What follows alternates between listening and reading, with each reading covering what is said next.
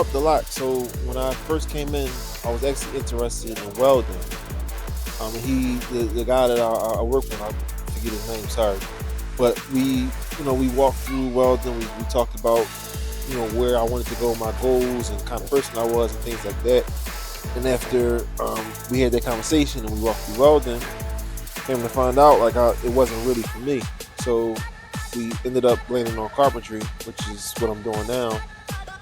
And I'm actually enjoying it. I feel like it's more of a fit for me, about what aligns more with my goals, where what I want to do. So it's been very beneficial.